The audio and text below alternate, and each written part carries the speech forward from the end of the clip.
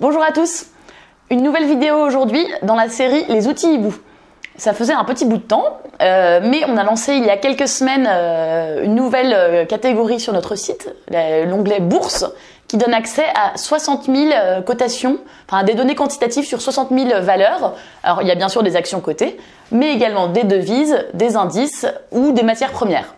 Voilà, donc un formidable outil qui est accessible à tous nos abonnés à partir de l'abonnement donc Analyse et que je vous invite tous à venir découvrir sur notre site hibou.expert. Mais entrons dans le vif du sujet.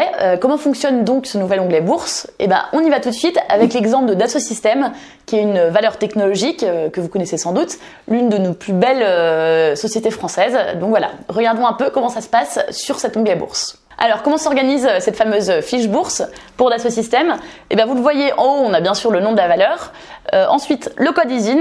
Alors, le code ISIN, c'est très utile parce que si vous voulez acheter cette valeur, ensuite, vous vous rendez sur votre PEA ou votre compte titre, vous tapez le code ISIN et vous êtes sûr d'acheter le bon Dassault Systèmes parce que parfois, il y a des cotations sur d'autres places boursières, etc. Donc voilà, une référence qui est bien utile pour retrouver exactement la valeur qu'on cherche. Ensuite, il y a la devise dans laquelle elle cote, en l'occurrence l'euro. Et enfin, le type, dans le cas de Dassault Systèmes, c'est une common stock. Si on affichait par exemple la page graphique du CAC 40, eh ben, il y aurait marqué index parce que le CAC 40 est un indice. Voilà. Juste en dessous, vous voyez pour Dassault Systèmes un petit rectangle noir avec un petit hibou orange dedans avec marqué analyse. Et ben, c'est le lien vers l'analyse fondamentale que nous avons faite chez Hibou sur Dassault Systèmes. Alors pour rappel, avec l'onglet bourse, vous avez désormais accès à 60 000 valeurs, matières premières, etc. Donc autant vous dire qu'on n'a pas fait d'analyse fondamentale sur toutes ces valeurs, c'est impossible et on ne le fera jamais. Donc il y a une minorité de valeurs qui ont ce petit onglet Analyse Hibou, mais voilà, comme ça vous savez qu'elle existe et vous pouvez aller la consulter après avoir étudié la page boursière, si bien sûr vous souhaitez aller plus loin sur la valeur. Si on descend encore un peu, on voit le marché où est coté Dassault Systèmes, en l'occurrence Euronext Paris. Petit point là-dessus, c'est toujours mieux d'acheter la valeur sur son marché. Donc les valeurs françaises, ce sera Euronext Paris. Des valeurs technologiques américaines, ça pourra être le Nasdaq, etc. Donc quand vous recherchez une valeur, regardez bien si la place de cotation est bien celle d'origine. C'est toujours mieux et plus fiable de cette manière. Ensuite, si on descend un peu en dessous du marché, on voit la dernière date de mise à jour du cours. Je précise qu'on présente les derniers cours de clôture après la fermeture des marchés, donc ce sera toujours la date de la veille fin d'après-midi. Ensuite, on arrive bien sûr sur le graphique en lui-même. On vous recommande vraiment pour chaque valeur que vous regardez de vérifier la longueur. Idéalement, il faut 20-25 ans pour pouvoir en tirer des conclusions significatives. C'est bien le cas pour Dassault Systèmes. Et ce graphique nous montre bien l'évolution du cours dans le temps et la manière dont il s'est comporté par rapport à sa droite de régression et à ses écarts types. Donc dans le cas de Dassault Systèmes, ce qui saute aux yeux vraiment dès qu'on regarde ce graphe, c'est notamment au début des années 2000, ils sont montés à 3 écarts types et ils sont redescendus 2 ans et demi après à moins 2 écarts types. C'est très impressionnant, hein. Le cours était à plus de 50 €, il est descendu à 7 €.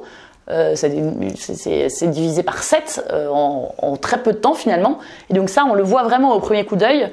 C'est que voilà, il y a eu vraiment une très forte volatilité sur la valeur à ce moment-là. Et un autre point qu'on observe assez vite au premier regard, c'est que l'action suit vraiment une tendance haussière depuis la crise de 2008.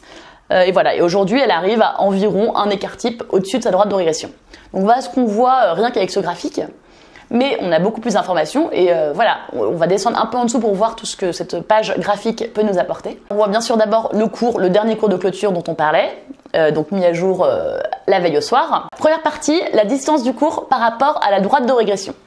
Alors on voit qu'en écart type, on avait vu, à vue de nez sur le graphique, on était à peu près un écart type. Là on a le chiffre précis, on est à 1,3 écart type par rapport à la droite de régression.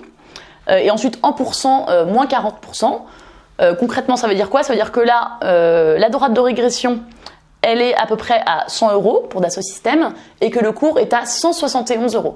Donc si la droite revenait à 100 €, eh ben, ce serait une contre-performance de moins 41%, c'est-à-dire que si on fait 100 divisé par 170 moins 1, on retombe sur ce fameux pourcent qu'on affiche ici, donc moins 41,2%. En regardant un peu cet onglet, on voit qu'on a quand même un fort potentiel de baisse si on revient seulement à la moyenne sur la valeur.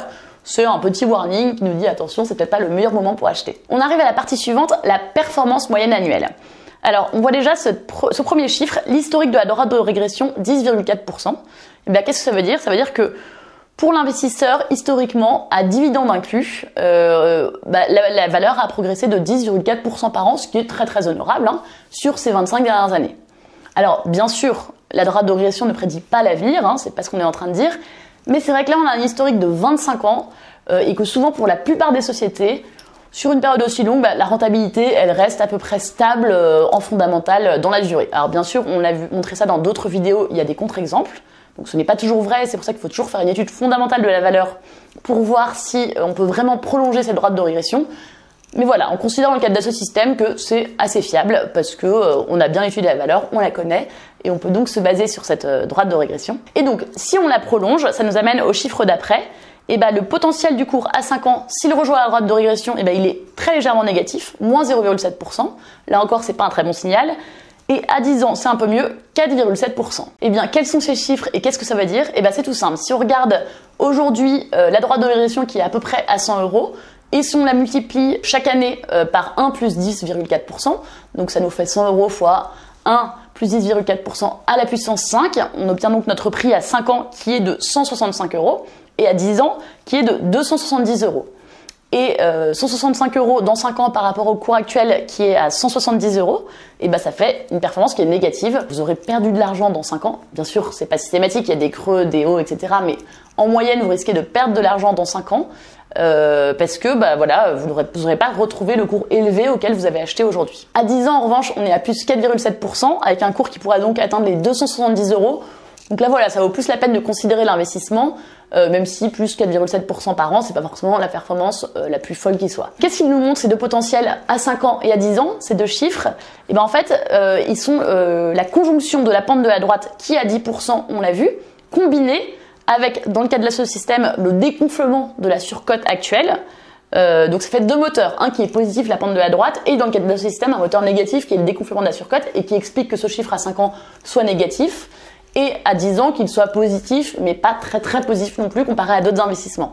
Alors dans le cas d'une valeur qui est au contraire sous-cotée, bien sûr le potentiel à 5 ans et à 10 ans amplifiera la pente parce qu'il viendra aussi s'ajouter le rattrapage de la décote de la valeur. Et là on aura un chiffre plus élevé que la pente. Et donc pour conclure sur ce que nous apporte cette partie, ça nous montre conjoncturellement quel est le risque sur la valeur. Le risque bien sûr ou le potentiel. Dans le cas d'Asso Systèmes, on est à plus 1,3 écart type, donc on a un risque de dévalorisation qu'on a chiffré au-dessus.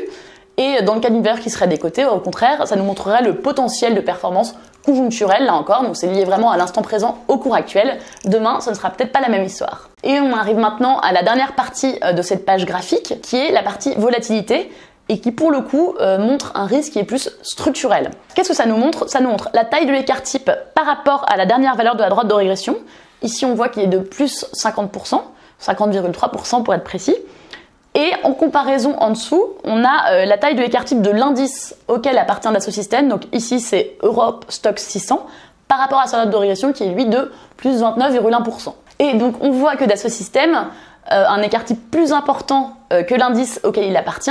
Et ça veut dire qu'en fait, il est plus volatile. Si on schématise grossièrement, 50% divisé par 30%, la volatilité de d'Asso Systèmes est 70% plus forte que son indice. Et donc, ça veut dire que la valeur sur le plan boursier, ça n'a rien à voir avec le risque fondamental, parce que le risque fondamental, il faut une analyse fondamentale, c'est ce que je vous disais tout à l'heure. Mais donc, sur le plan boursier et uniquement sur le plan boursier, d'Asso Systèmes est assez risqué. Plus l'écart type est important, plus l'action est volatile structurellement, et donc, quand elle est un peu surcotée, risquée sur le plan boursier, parce que dans le cas d'Asso Systèmes, un écart type, c'est 50%. Donc, elle peut vraiment perdre la moitié de sa valeur si elle dévisse. Et en revanche, à l'inverse, quand elle est en bas, à 1 ou 2 écarts types en dessous de sa droite de régression, plus elle a de potentiel. Petit rappel cependant, c'est pas parce qu'elle est à moins 2 écarts types qu'elle peut pas descendre plus bas, hein. Ça peut encore dévisser davantage. Donc il faut être prêt à vivre avec ça en sachant que à chaque fois, dans tous les cas, un potentiel de remontée plus forte que les autres, mais aussi de baisse plus forte que les autres. Voilà, j'espère que cette explication vous aura plu et que ce nouvel outil bourse, vous allez pouvoir bien l'utiliser. On fera bientôt une prochaine vidéo sur la deuxième partie de cet onglet bourse. Là, on était sur la partie graphique. Il y a une autre partie fondamentale qui est très intéressante également, qu'on va bientôt expliquer. Petit rappel une nouvelle fois, cet outil bourse n'est valable que pour les valeurs qui ont vraiment 25 ans de cours d'historique disponibles et affichés. Sur une autre valeur comme par exemple SMCP qui est rentré en bourse il y a 2 ou 3 ans, ça n'a aucune valeur parce qu'on n'a pas assez de recul pour pouvoir faire une pente sur la droite. Voilà. J'espère que tout ça vous aura plu, vous sera surtout utile et je vous dis à très bientôt avec l'équipe Hibou.